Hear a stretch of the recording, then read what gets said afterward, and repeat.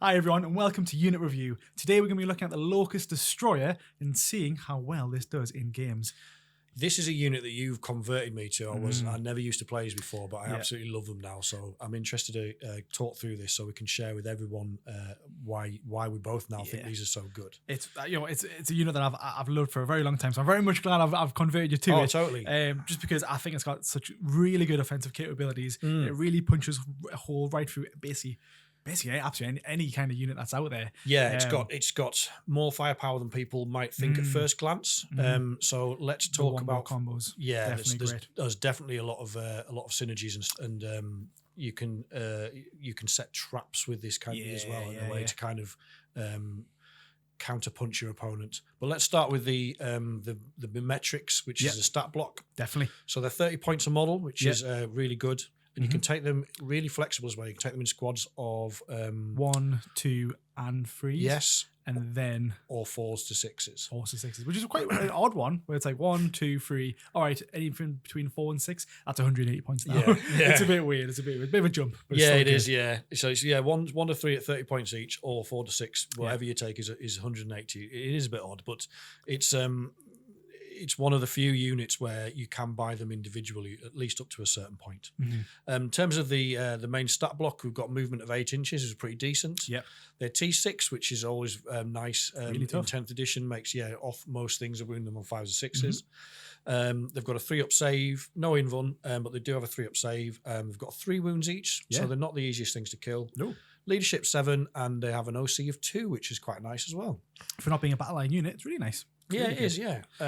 Abilities wise, they've only got one, which is the classic Necron Destroyer 1, hardwired for destruction. Yeah, really good. Each time a model in this unit makes a range attack that targets the closest eligible enemy unit, reroll hit rolls of 1. Yep. But it gets even better. If the target of that attack is within range of an objective marker that your opponent controls, you can reroll a hit roll instead. So reroll all hits. That's the spicy bit. Yes. That's the spicy bit. Because a lot of, obviously, 10th edition is getting onto objectives.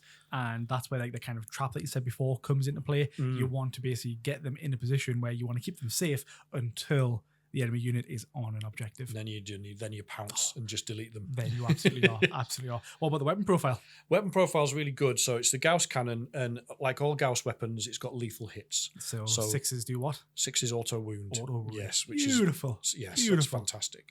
It is. Excuse me, a fairly mid-range gun, so it's only 24 inches. Yeah. But the way we'll come on to the way you play them to make that work. They've got 3 attacks each, so you're getting plenty of shots. They're hitting on 3s, and as I said, it's got lethal hits. If you don't get those 6s, it's still strength 5, AP 2, damage 2. So you've got a good chance of wounding most things. And damage 2 is quite tasty. It's a marine killer, basically, isn't it? Those kind of units. Easily. Melee wise, they just have the generic close combat weapon, 2 attacks, weapon skill 3, strength 4, no AP, and it's damage 1. Definitely. So, as you just touched on, shooting while the enemy's on an objective is really optimizing the amount of damage output you can get out of these things. Oh yeah, shooting is its main function. Basically, this unit you do not want it in combat. It's not good at all. Yeah, I mean they can take some chewing through unless they come up against world eaters or orcs or something. But generally against other infantry, they might they might take a little while to delete, but they're not designed for melee. No. The weapon profile in melee is just you're not going to kill anything. No, you're not really going to kill anything. No, strength 4 is the thing that really kind of things you down. So yeah, shooting wise, you definitely want these to be shooting in. Although we'll say 24 is mid, it is, to be fair, but the best way, I guess, to kind of manage that is to keep them safe, keep them out of the way, don't bring them out yet, wait until the enemy unit is on an objective. That's when you pounce, you bring them out, you start shooting, and that's when you start basically rattling them through the enemy units, which is really nice. And as we just said, you definitely don't want them in melee. Yeah, really try and keep them out, because obviously they're tied up. They aren't vehicles or monsters, so they can't shoot out of melee either, so try and avoid getting them tied up in melee at all if you can. Yeah, definitely. Stratagems wise, what plays best with this unit? Is there any good detachments or stratagems that work with this? There's not that many stratagems out of the 6 detachments that you could bring, but the best ones that I would say that I can see here is the 2 of them are from the Annihilation Legion. Yes. So the first one is called Mask of Death. This one's really good at keeping the unit alive just that little bit longer. Nice. Let's say you have misplayed, or the unit that you went to go kill didn't die, Yeah. for whatever reason. Maybe the guy was cheating. Who knows? Because no one really survives this unit. Yeah. But basically, what this Mask of Death does is that in your opponent's shooting phase or fight phase, you basically select a Destroyer Cult or Flayed Ones unit, this is the Destroyer Cult. Yes. And basically, it is one harder to hit your unit. So it's -1 to hit. -1 to hit. And that is shooting or fight phase, which is good, isn't it? All phase, exactly. Yeah, so excellent. if you have misplayed, really good to kind of get that out there. Yeah. The other one is, which for me is by far one of the best, is the Spore of Fertility. Frailty. Spore of Frailty, yes. This strat plays into the Destroyer's best ability, which is shooting. Yeah. You get +1 to hit while the enemy unit is below half strength. Oh, sorry, Below starting strength. Below starting strength. And if it's below half strength, you get a +1 to the wound roll as well. That's pretty tasty, actually. Really nice. It's because really with your combined with your lethal hits, that means that those hits that aren't lethal, you've got an even better chance to get to wound. Yeah. So I do like that a lot. I hadn't actually thought about using that one with Destroyers, but I will. Nah, definitely really good to do. And what about we touched on this a little bit, but there is you have come up with what I think is a brilliant little way to play these, and talk us through it. What is the best way to play them? Absolutely. So there's two ways that I love playing them, but the absolutely hands down the best way of playing it is, as you briefly mentioned before, is you set up a trap in the middle, basically. So in the center of the objective, you obviously you wait for your opponent to basically move on to the middle objectives. Yeah. What this unit is really good at is, as we briefly mentioned before, it has an ability where you get to re-roll your wound rolls on the objective, or the hit rolls. Hit rolls on the objective. The objective. And why basically it's really good because you're fishing for those 6s to get those criticals. Yes. However, you want to basically run them in the max number of 6. And you want to keep yours in reserve. So what happens, let's say turn 2, turn 3 comes around, your opponent is on the objective, you bring 6 of these from the reserves, get a really nice onto the board edge, you've got line of sight, straight down into the middle or straight down onto the side objectives, and you are tying that blob of units in with what's called the Lokhust Lord as well. This is the character that can lead the unit. Exactly. This Lokhust Lord is able to basically give them criticals on 5s instead of 6s. Oh, that's good. So already on 5, you're getting lethal hits. So you're just fishing for 5s. So because you've got the full rerolls. Got the full rerolls. Right. So you roll it, get in for 5s, and then even if you do hits, I recommend just re-rolling fish for them, because if you combo that with the 2s to hit, then 5s. Re-rolling straight into more 5s, and then you'll most likely not get very many ones. Even if you get ones, even if you get some misses on the re-rolls, it's worth it for the number of lethal hits you're going to get, isn't it? Absolutely. And then, regardless of how tough it is, because the lethals get through anything. So knights, chaff, tanks, whatever unit you're shooting at, they're going to suffer some wounds. That's really interesting. I hadn't thought about that. So if you're shooting like a predator or tank or something like that, it's got 12 wounds. If you get enough lethal hits through at 2 damage each, -2 AP, puts them at least on 4s. Yeah, it's good. You could kill it. Yeah, easily. Most tanks and such are save of 3s. So straight away they go to 5s. Yes. So already they're a bit worried. Yeah, that's fantastic. That way is such a good way of killing units in any unit, basically. And I love that way of holding them in reserve means obviously they can't get shot for a start because they're not on the board. Exactly. So even indirect fire, which is the bane of my life in 10th, but that's not gonna damage them. Nah. And then but also what I find very often happens, and I'm guilty of this as well, is you forget. Like if something's not on the board, it's easy to forget that it can come on. It doesn't matter how many times somebody tells me that they've got something. Even if they're just to the side of the table, they're on the edge, visible, you're literally like, I don't care. I'm not paying attention to that. Nah, so that and that kind of counterpunch can be massive because they can. We talk a lot about in some of the other videos that we talked about tactics in terms of trading and whatever. There's 2 elements to this. Number one is if your opponent's on an objective, you kick them off, so you deny them scoring primary. Yeah. But you can also, if you get the drop on them in that way, where the full unit pops out and shoots, and they're on an objective, you can delete something at a cost that is much more expensive. Easy. Easily. Mm. The other way that I love playing with this unit is the complete flip side. All right. I only bring 1 of them in 3 units, because obviously you can bring them in units of 1. Units of 1.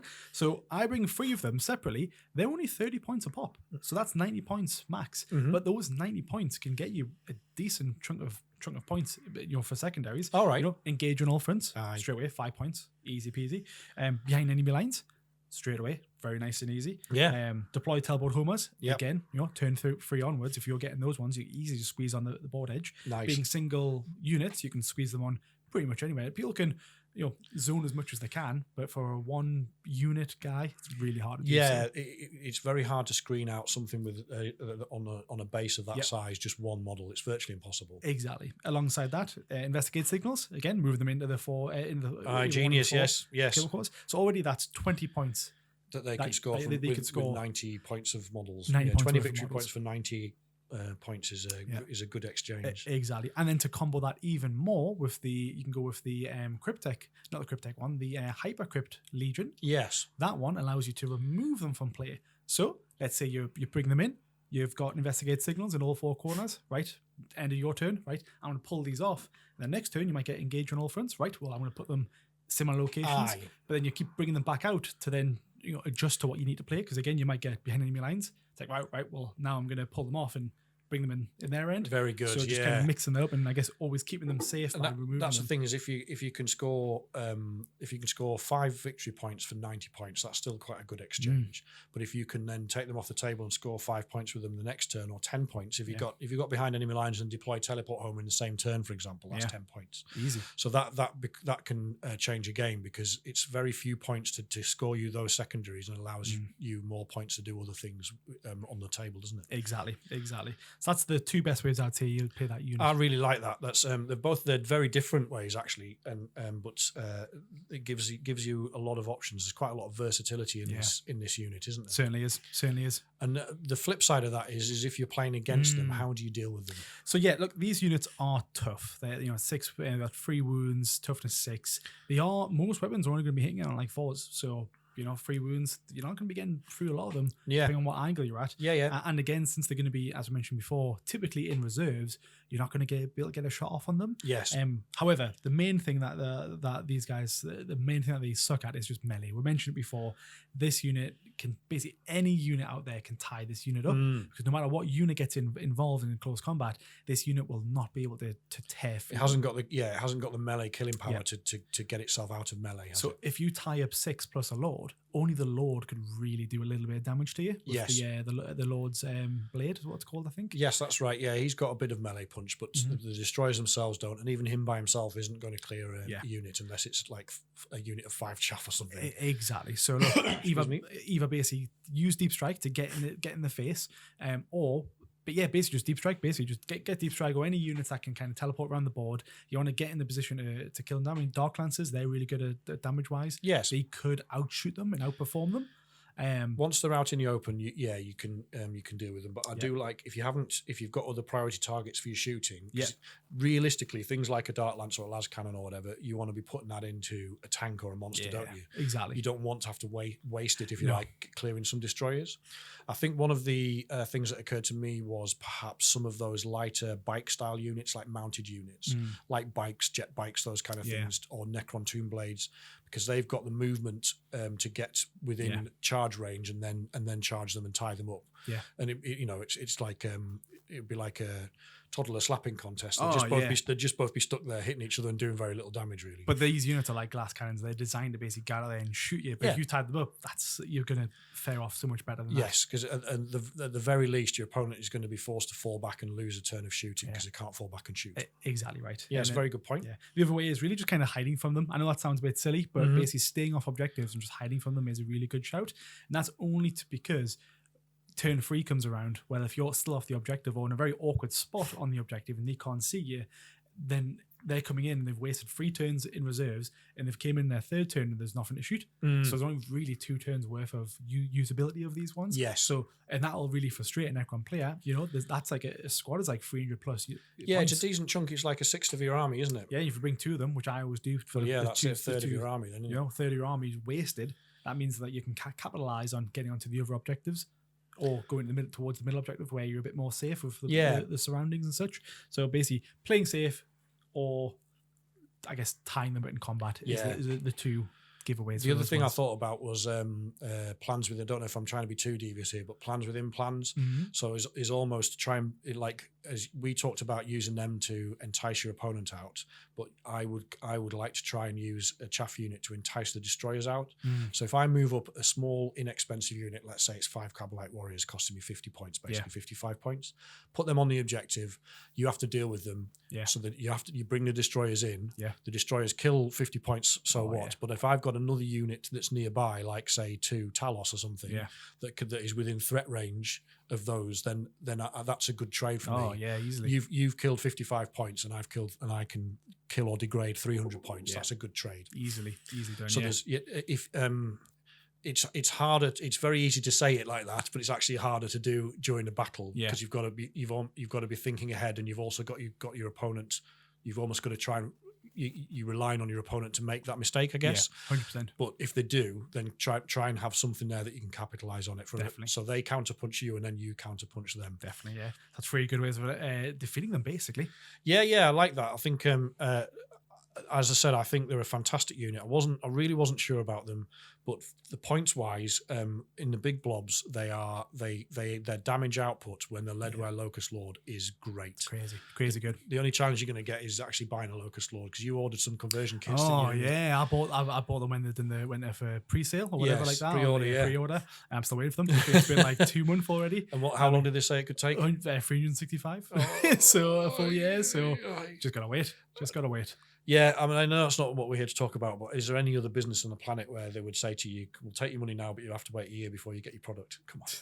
Not good enough. But that overall good. Overall, if you can get hold of Lokhust Destroyers, they're worth running on their own with the fish for 6s and the rerolls. But if you can get a Lokhust Lord, my goodness, I think that takes them to another level. You can easily convert it using like some kit bashes. There's things to do. Or Lich Guard and such. 3D print them. Oh, stash. Don't say that yet.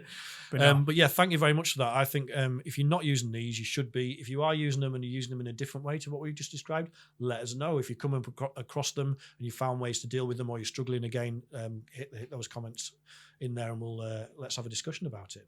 But thank you very much for that, Jack. That was awesome.